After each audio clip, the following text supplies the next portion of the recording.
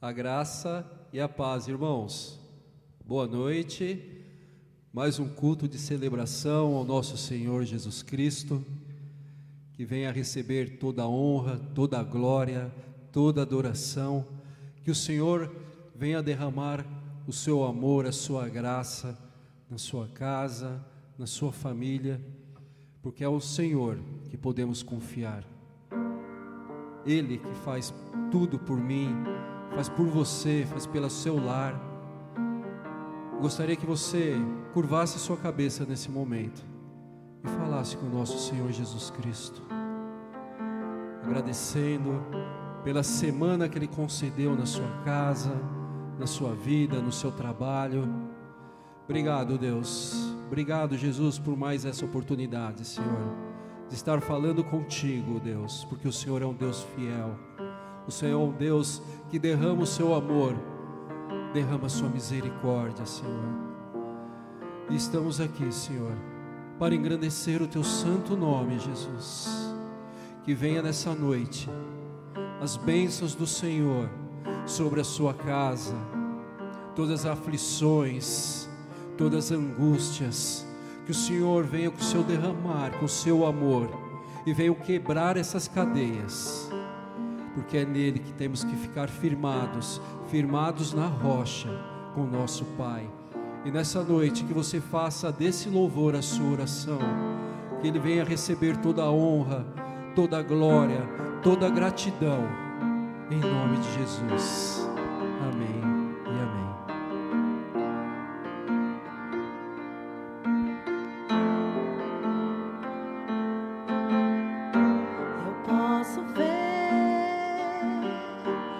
Multidões prostradas aos seus pés, ó Rei Jesus. Eu posso ver, são mãos erguidas em adoração a Ti, Jesus. Em toda a terra um novo canto que exalta e glorifica-Te, Jesus. Em toda a terra um povo santo que vive pra Ti, ó Rei Jesus. Recebe a honra, recebe a glória, todo domínio e poder são para Ti.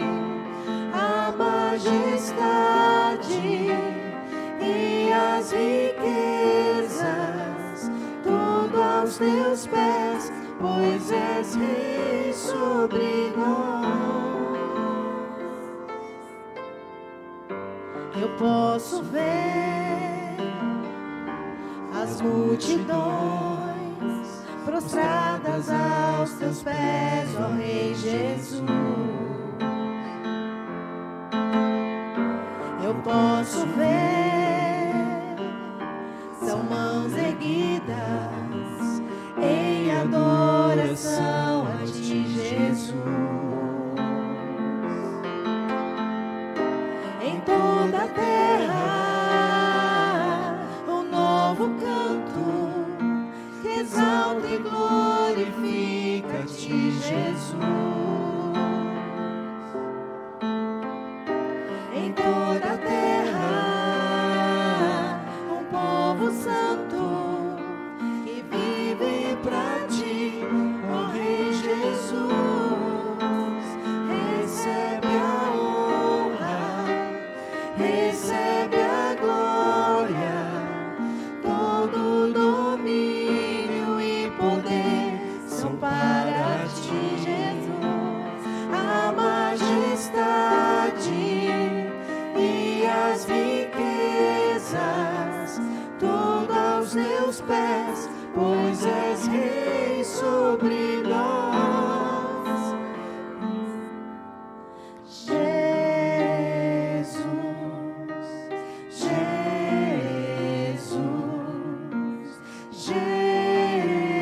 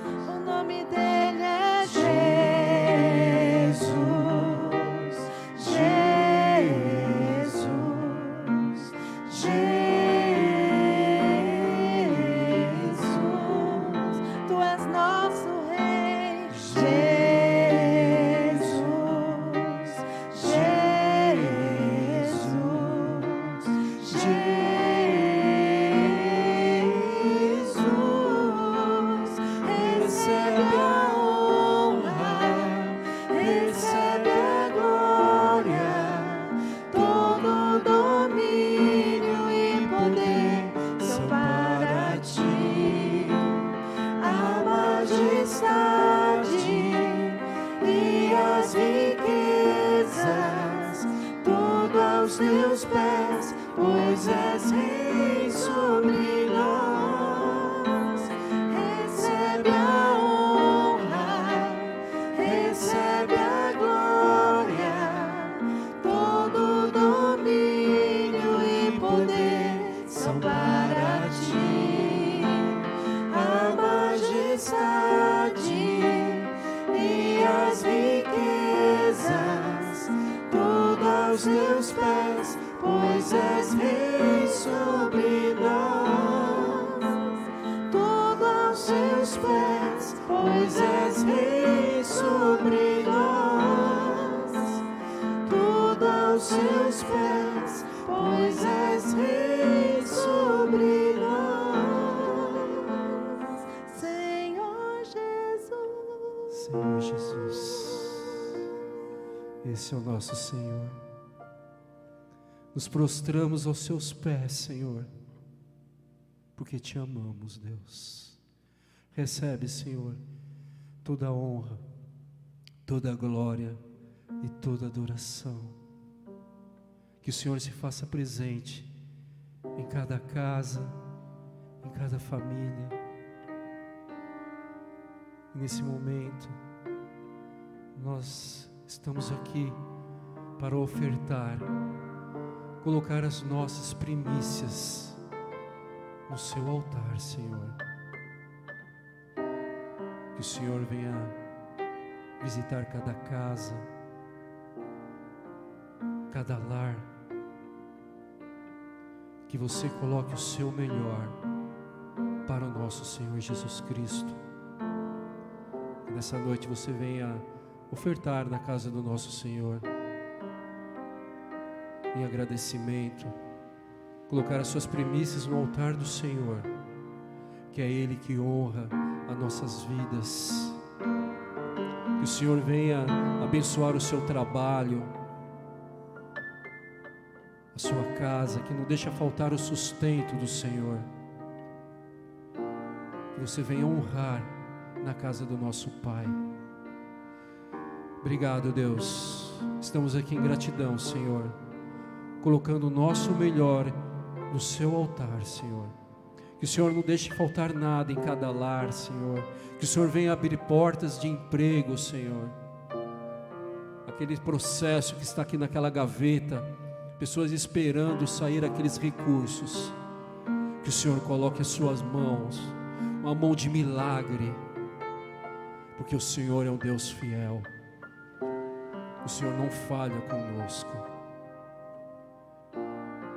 Que você oferte na casa do Senhor. Temos o Pix,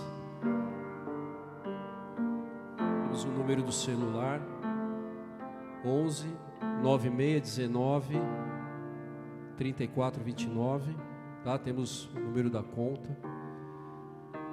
Ofereça o seu melhor, coloque as primícias na casa do nosso Senhor Jesus Cristo. Amém? Amém. A graça e a paz, meus irmãos. É um prazer poder estudar a Bíblia com você. É um prazer poder trazer essa palavra nesse culto online. Eu convido você a abrir sua Bíblia lá no Salmo 39. Nós vamos ler os versículos 4, 5 e 6. Mostra-me, Senhor, o fim da minha vida e o número dos meus dias, para que eu saiba o quão frágil sou. Deste aos meus dias o comprimento de um palmo. A duração da minha vida é nada diante de ti. De fato, o homem não passa de um sopro. Sim, cada um vai e volta, como a sombra. Em vão se agita, amontoando riqueza sem saber quem ficará com ela. Vamos orar. Deus, que o Senhor possa nos abençoar nessa palavra. Que o Senhor abençoe a minha vida, que eu possa ser instrumento nas tuas mãos. Que o Senhor primeiro me ensine através dessa palavra e que o Senhor fale à tua igreja aquilo que o Senhor quiser, Pai. Nos abençoe. Em nome de Jesus. Amém. Então, Salmo 39. Davi, em algum momento, ficou angustiado. O Salmo 39 é um salmo onde Davi está expressando a sua angústia. Davi, ele fala sobre a sua angústia, ele fala sobre o seu pecado, então ele pede o alívio de Deus. O Salmo 39, ele, literariamente, ele se assemelha muito com Eclesiastes. Então, Eclesiastes, ele tem um tom reflexivo, um tom meio existencialista, né? Salomão fala sobre a sua existência, reflete sobre o porquê da vida e tudo é vaidade, nada é novo debaixo do sol.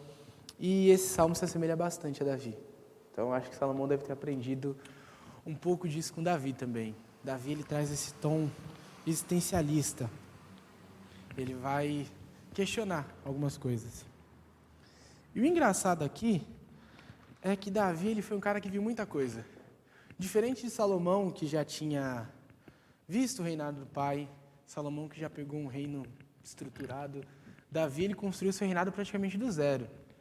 Davi viveu no campo, Davi matou leão, Davi matou urso, Davi matou gigante, Davi fugiu de Saul. Davi, ele viveu grandes coisas. Davi teve a sua queda, teve o adultério, e ele sofreu pelo seu pecado por várias vezes. Davi foi o cara que viveu grandes coisas. E nessas grandes coisas, Davi conseguiu ver como Deus agiu na sua vida. Davi conseguiu ter conversas muito profundas com Deus. E mesmo assim, em um determinado tempo, um dos comentários que ele ia falar que Davi aqui, ele provavelmente estava um pouco mais velho, um pouco mais de idade avançada. E aí Davi, ele chega em um período da sua vida, ele vai questionar algumas coisas para Deus. Ele vai questionar qual o sentido da sua vida. Um dos comentários que eu li, ele é até engraçado, ele faz uma piada, ele vai falar que Davi, quando escreveu isso, estava perto de um aniversário. Porque perto do aniversário, geralmente, é o período que a gente fica um pouco mais reflexivo, o período que a gente vai refletir um pouco sobre o ano que passou e refletir sobre os feitos da sua vida. E eu acho que isso deve pesar um pouco mais para os mais velhos, né? Porque é uma vida bem maior e tudo mais. E eu não sei quando essa pregação vai passar, mas quando eu escrevi essa pregação, eu estava perto do meu aniversário também. Eu escrevi 2 dias antes do meu aniversário e acho que por isso que esse salmo falou tanto comigo. A gente chega perto dessas datas especiais e a gente fala muito sobre a vida, sobre os nossos feitos e tal, e a gente fica um pouco reflexivo. E eu imagino que Davi ficou também. Davi, o homem segundo o coração de Deus, chegou em um determinado momento da sua vida que ele se vê reflexivo, que ele se vê pensando. Ele começa a refletir sobre a sua vida, sobre o que aconteceu até aqui. Ele fica um pouco angustiado. Davi, ele fala sobre a fragilidade humana. Ele vai falar, minha vida é curta, minha vida é frágil. E é um negócio que a gente sempre se lembra. A nossa vida ela é extremamente frágil. E eu acho que essa pergunta que Davi faz, esse questionamento de Davi sobre o sentido da vida, também pode ser um questionamento que você tenha. Porque é um questionamento que às vezes eu tenho. É um questionamento que foi feito por diversos filósofos, por diversos cientistas, historiadores e tudo mais. Qual o sentido da vida? Qual que é o sentido da nossa existência? Por que a gente está aqui? Por que Deus nos fez assim? Por que Deus me fez nascer exatamente aqui, nesse tempo, nesse espaço, com essas características físicas? Por que Deus nos fez assim? Por que nós estamos aqui? Esse é uma das maiores questões que a humanidade passa hoje em dia. E essas questões, essa questão ela é alvo de grandes debates, de grandes filosofias, e todo mundo tem uma teoria diferente. Então, alguns vão falar sobre reencarnação, sobre karma. Nós não cremos nisso, mas esse é um questionamento que permeia a humanidade. A gente está muito preocupado com o sentido da vida. Em algum momento, a gente se sente angustiado. E, às vezes, talvez por essa angústia, a gente questione o sentido da nossa existência. Talvez a angústia que a gente sente nos faça questionar o porquê que a gente está aqui. Por que a gente existe? Por que eu estou aqui? Algumas pessoas que sofrem de doenças mentais, pessoas que sofrem de depressão, em algum momento elas têm esse questionamento. Falar, por que eu existo? Por quê? Pessoas que sofrem vão pensar isso. Por que eu existo? Se minha vida é sofrer, se eu estou sofrendo agora, Se viver dói, por que eu existo? Esse é o questionamento de muita gente. E a minha ideia não é responder o porquê você existe. Eu não preciso responder isso. A ideia aqui não é que a gente responda essa grande questão da humanidade. A minha ideia aqui é que a gente entenda o porquê que essa questão surge. Por que que a gente, em algum momento, a gente olha para a nossa vida e a gente pensa, por que eu existo? O que eu estou fazendo aqui? O que eu, um ser tão pequenininho, estou fazendo aqui nessa grande bola azul chamada planeta Terra? O que eu faço da minha vida? Qual o impacto que eu tenho nas pessoas que me cercam? Qual o impacto que eu tenho nos lugares que eu passo? O porquê que a minha existência é tão importante? Eu não vou te dar a resposta, mas esse questionamento é importante. 1 Pedro 1,15 vai falar assim, mas, assim como é santo aquele que os chamou, sejam santos vocês também, em tudo que fizerem. 1 Pedro ele é só um pedacinho do que Deus nos mostra durante a Bíblia sobre por que nós existimos. Nós existimos para ser santos. Nós somos chamados para ser santos. Nós somos chamados para viver de forma santa. Esse é um dos motivos, mas se você for ler a Bíblia, você vai achar diversas razões do porquê você existe. Então, eu não preciso te provar todas elas. Eu não preciso trazer todas elas aqui, porque se você, em algum momento, está em dúvida da sua existência, você pode ir lá e olhar na Bíblia. A Bíblia ela é repleta disso. Deus ele dá sentido para a nossa vida. Deus ele traz diversas passagens na Bíblia que vão mostrar o porquê que você está aqui. O que você tem que fazer nessa terra, o porquê você existe aqui. Então, a nossa vida, enquanto cristãos, ela não é carente de sentido. A Bíblia ela deixa bem claro qual é o sentido da vida de um cristão. Qual é o objetivo de um cristão aqui na terra. A sua vida ela não é sem sentido. A vida de um ímpio, talvez ela possa ser sem sentido. Não que ela não seja importante, mas o ímpio ele vive dando o sentido que ele quer para a vida dele. O ímpio ele vai viver dando o sentido que ele achar necessário para a vida dele. O cristão não. O cristão ele tem um projeto de vida estabelecido por Deus. E esse é o nosso objetivo. Viver a vontade de Deus na terra. Então a grande questão aqui é, o que nos faz duvidar disso? Deus já mostrou qual é o sentido da sua vida, Deus já mostrou qual é o sentido da minha vida. Então, o que faz a gente duvidar disso? O que nos faz ficar tão angustiados ao ponto que em algum momento da nossa vida, da nossa existência, a gente pare e questione, por que eu existo? O que fez Davi ficar tão angustiado que em algum momento ele parou e questionou a sua existência? Essa é a grande questão. O que nos afasta do nosso propósito?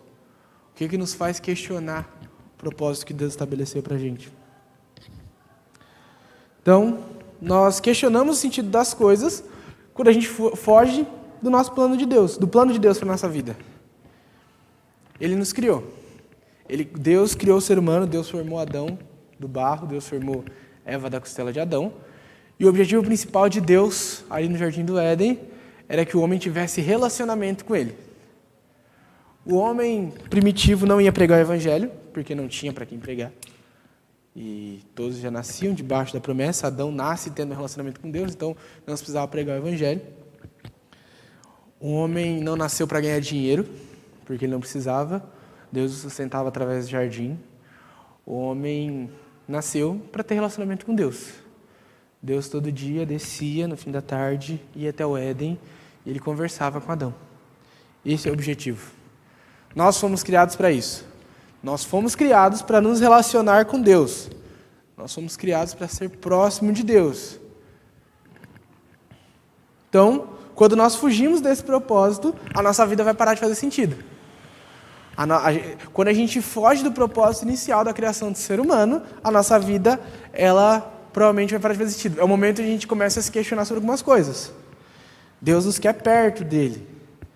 Deus nos quer caminhando lado a lado com Ele. Deus nos quer nos relacionando com Ele. E quando a gente se recusa a viver isso, a gente cria um vazio dentro da gente. Quando a gente se recusa a caminhar com Deus, quando a gente se recusa a viver com Deus, quando a gente se recusa a se relacionar com Ele, a gente cria um vazio. A gente cria um buraco aqui dentro. E esse buraco a gente vai tentar preencher de várias formas. O mundo vai tentar preencher esse buraco de várias formas. A gente fala muito sobre o álcool, sobre as festas, sobre as drogas, e isso é real. Muitas pessoas vão tentar preencher esse vazio que o homem tem com essas coisas. Mas não é só isso. Não é só isso.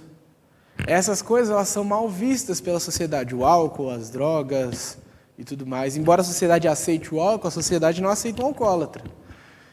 Embora a sociedade seja um pouco relativista enquanto às drogas, a sociedade não se dá bem com o viciado. Então não é só isso. Às vezes a gente coloca coisas que preenchem esse vazio de Deus que são bem aceitas pela sociedade. Às vezes a gente coloca coisas que, para tentar preencher esse vazio de Deus, que as pessoas vão olhar e falar, tá legal, tudo bem você se dedicar a isso. Às vezes a gente se dedica demais ao trabalho. Às vezes o trabalho é algo que você usa para tentar preencher o vazio de Deus. Você sente aquele vazio no seu peito, você sente aquela angústia por dentro, e você acha, eu preciso trabalhar mais. Quanto mais você trabalhar, menos tempo você vai ter para sofrer. Então as pessoas dedicam sua vida, elas gastam todo o seu tempo, elas gastam sua saúde física, sua saúde mental, se desdobrando no trabalho. As pessoas acham que o trabalho vai suprir essa necessidade. Às vezes nem é pelo dinheiro em si. Às vezes não é o dinheiro, não é o salário que vem no fim do mês. Às vezes é só o trabalho.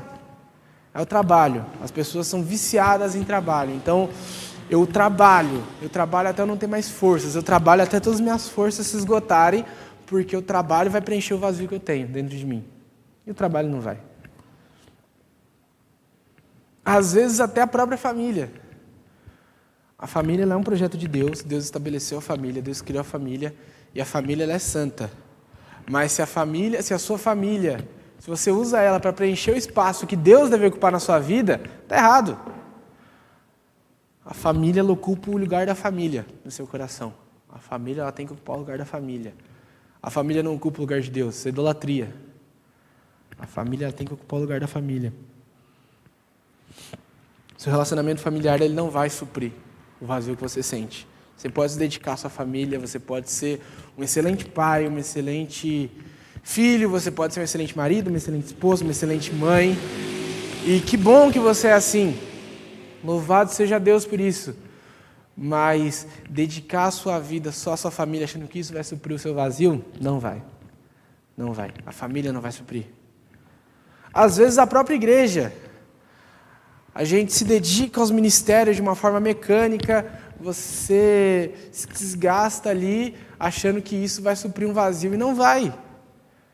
A igreja é o lugar onde a gente tem relacionamento com os irmãos, é o lugar onde a gente se reúne para prestar culto a Deus, mas o foco ainda é Deus. Seu ministério não vai suprir o vazio que existe dentro de você. Seu grupo de oração, tocar no louvor, o pregar, isso não vai suprir o vazio. Você vai fazer essas coisas, você vai fazer muito bem, porque você faz para Deus. Mas se isso é mecânico para você, se isso é só cumprir uma agenda, não adianta. Isso não vai suprir o vazio. Isso não vai ocupar o lugar de Deus na sua vida. Nenhuma dessas coisas é ruim. Trabalhar não é ruim. Sua família não é ruim. A sua igreja com certeza não é ruim. Mas se elas estão ocupando espaços que não são delas, então isso é ruim. Isso é maldição para a sua vida. Se a sua família, se o seu trabalho, se o seu ministério, eles ocupam o espaço de Deus na sua vida, se eles ocupam o espaço que deveria ser suprido pelo relacionamento com Deus, isso é um problema. Isso é um problema. Isso não vai suprir o vazio que existe dentro de você. Davi podia ter se dedicado às guerras, Davi podia ter se dedicado a expandir politicamente o seu reino, se dedicado à sua família. Davi podia ter se dedicado a um monte de coisa. Ele seria um grande rei. Ele poderia ser um rei muito respeitado, ele poderia ser um rei muito poderoso, mas isso não ia suprir o vazio que ele sentia. Isso não ia suprir o vazio que ele sentia. A glória de Deus, ela precisa ser manifesta nessas coisas. Então, o meu trabalho manifesta a glória de Deus. Meu trabalho não ocupa o espaço de Deus. Eu trabalho para que a glória de Deus seja manifesta. Então isso me faz ser um profissional melhor. Não porque eu preciso gastar todas as minhas forças no trabalho, mas eu vou fazer o meu melhor, porque isso manifesta a glória de Deus. A minha família glorifica a Deus. Então eu sou um bom marido, eu sou uma boa esposa, um bom pai, um bom filho, uma boa mãe, porque isso glorifica a Deus. Minha família ela glorifica a Deus. O ministério reflete a glória de Deus. A gente serve aqui não porque a gente tem que cumprir uma agenda, não toco no louvor porque eu sei tocar muito bem, e aí eu preciso tocar aqui porque o louvor vai ficar bonito. Eu sirvo porque a glória de Deus vai ser manifesta. A glória de Deus é manifesta através do seu serviço na igreja. A glória de Deus é manifesta através do seu ministério. A glória de Deus é manifesta através da sua família. A glória de Deus é manifesta através do seu trabalho. A glória de Deus, ela precisa ser manifesta.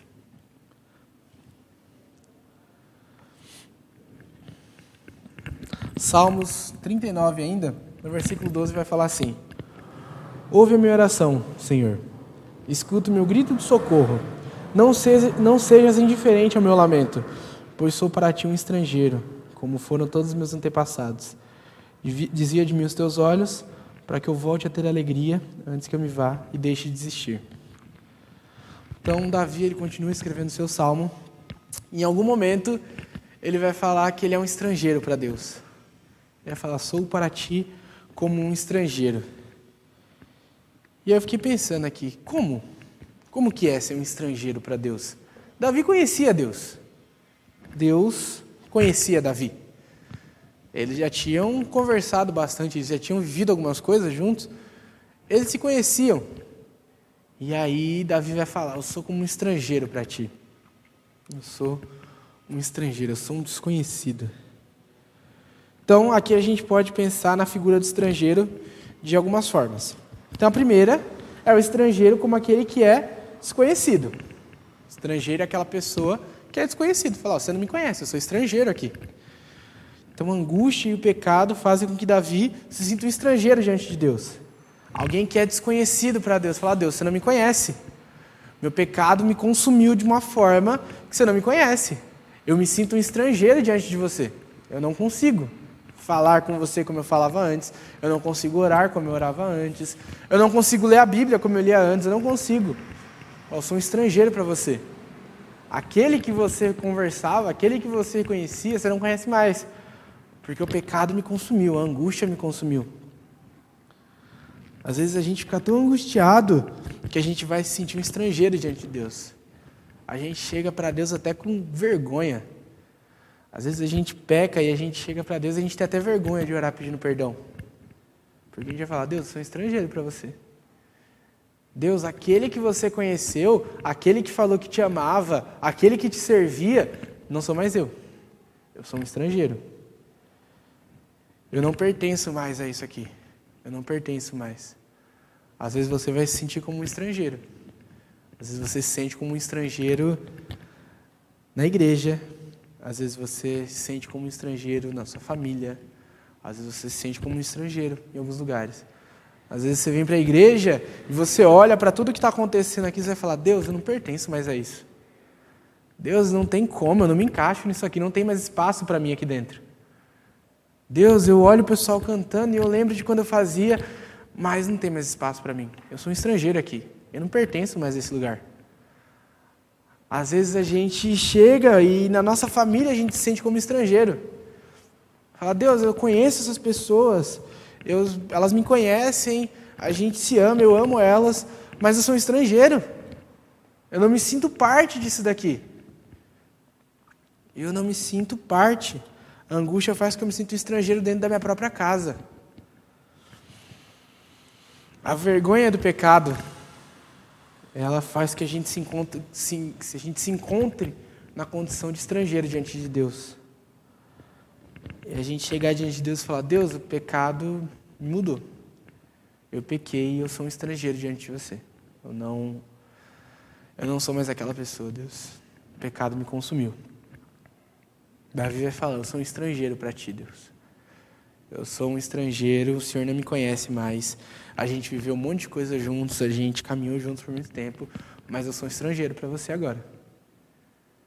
Inclusive ele vai falar, desvia teu olhar de mim. Porque eu sou um estrangeiro, eu sou um pecador. E aqui o olhar também ele vai ter um caráter de juízo. Então Deus, desvia o teu juízo de mim.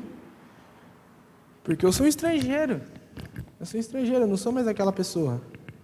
Desvia teu olhar de mim. Eu não sou mais conhecido do Senhor.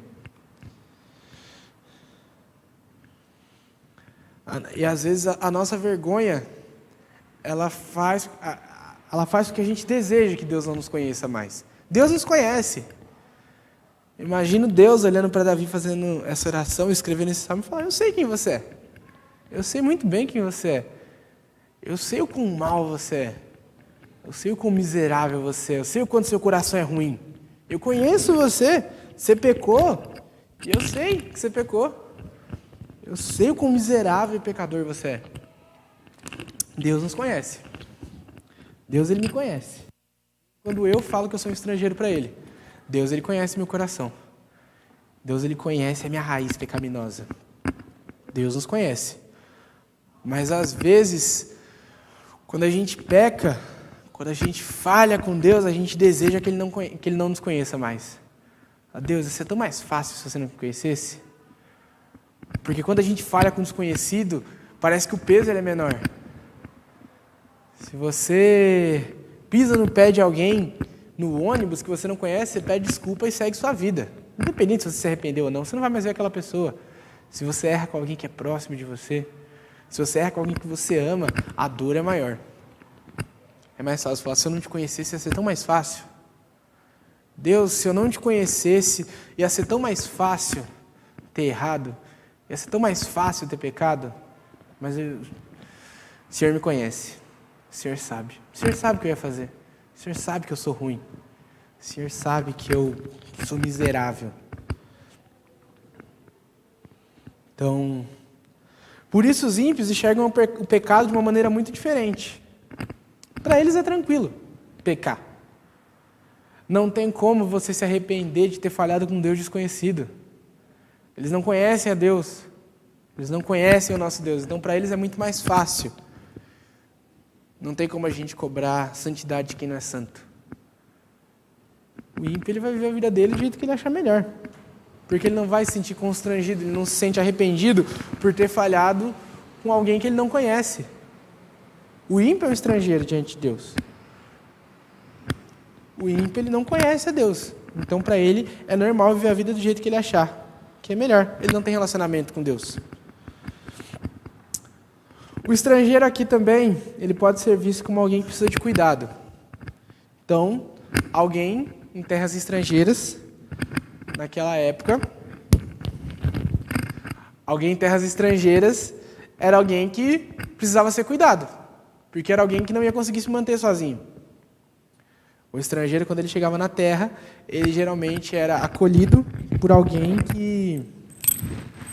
Perdão, irmãos. Não ficar dando interferência. O estrangeiro aqui, quando ele chegava numa terra, ele precisava ser acolhido por alguém local. Porque senão, provavelmente, a vida dele ia ser muito difícil naquele lugar. Era muito difícil um estrangeiro conseguir se estabelecer numa terra desconhecida sozinho. Então, o estrangeiro é aquele que precisa de alguém para cuidar dele. É alguém que vai oferecer uma casa, é alguém que vai oferecer uma cama, comida, é alguém que vai cuidar dele. Então, sentir um estrangeiro diante de Deus, ao mesmo tempo que é uma condição dolorosa, porque você fala para Deus que você é um desconhecido para Ele, sentir um estrangeiro diante de Deus é entender que você precisa ser cuidado. É entender que você está em uma terra, se você se sente em uma terra desconhecida, você não vai conseguir vencer sozinho. Você não vai conseguir se erguer sozinho, você não vai conseguir se levantar sozinho. A sua angústia, a sua tristeza, a sua dor, essas coisas não vão se curar sozinhas. Essas coisas não vão sumir do nada, essas coisas não vão passar com os livros que você lê, essas coisas não vão passar com você se desgastando no trabalho. O estrangeiro ele precisa ser cuidado. Nós precisamos assumir nossa condição diante de Deus, a nossa condição miserável. Nós não temos força, Se nós somos estrangeiros, nós precisamos aceitar o cuidado. A gente precisa se enxergar como pecador. A gente precisa tirar as máscaras diante de Deus. De novo, não tem como você fingir que você é alguém que você não é diante de Deus. Deus conhece seu coração. Deus conhece você, melhor do que qualquer um. Então a gente precisa retirar essas máscaras para que a gente receba cuidado de verdade. E o cuidado aqui ele é tanto de Deus, mas o cuidado também ele pode vir na forma de pessoas. A igreja ela está aqui para cuidar de gente. A igreja precisa cuidar das pessoas. Então, se você se sente um estrangeiro, você precisa de cuidado. E se você não consegue sozinho, procura gente. Você pode vir aqui na igreja, tem gente que vai te ajudar, tem gente que vai te visitar, tem gente que vai te acompanhar. A igreja, ela representa Cristo na terra. Então, o estrangeiro que precisa ser cuidado, ele precisa se deixar ser cuidado por pessoas. Pessoas que Deus levantou para que fizessem isso. Nosso dever, enquanto representante de Cristo na terra, é cuidar das pessoas. De todas as formas possíveis. A gente ora pelas pessoas, a gente lê a Bíblia, a gente discipula, seja entregando uma cesta básica, seja indo visitar o irmão que não consegue lavar uma louça, o irmão que precisa lavar uma roupa, e a gente faz isso para ele. Esse é o nosso trabalho enquanto igreja. A igreja, ela precisa cuidar de pessoas. E ainda no Salmo 139, no versículo 7. Mas agora, Senhor, o que hei de esperar? Minha esperança está em Ti. Uma das coisas mais incríveis que eu acho nesse salmo, Davi ele fala sobre sua angústia, Davi fala sobre o seu pecado, mas no meio do salmo ele já tinha a resposta. Minha esperança está em Ti. A esperança de Davi estava em Deus. Essa é a resposta. Não faz diferença nenhuma você procurar qual o sentido da sua existência, responder os questionamentos filosóficos e científicos da Terra, de onde a gente veio, para onde a gente vai. São questões que não vão fazer diferença na sua vida. Isso não vai mudar nada na sua vida. Isso não vai trazer uma resposta para a sua angústia. Entender sobre o porquê você está aqui, ou entender de fato como a Terra se formou por uma prova científica, não faz diferença. Isso não vai suprir a sua angústia. A esperança verdadeira, a esperança viva, é a esperança em Deus. É a esperança em Cristo Jesus.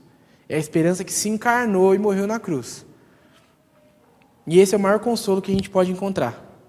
O consolo que vai além de qualquer pergunta existencialista sobre o sentido da vida, qualquer pergunta que fale sobre propósito, qualquer corrente filosófica, qualquer corrente científica. A esperança está em Deus.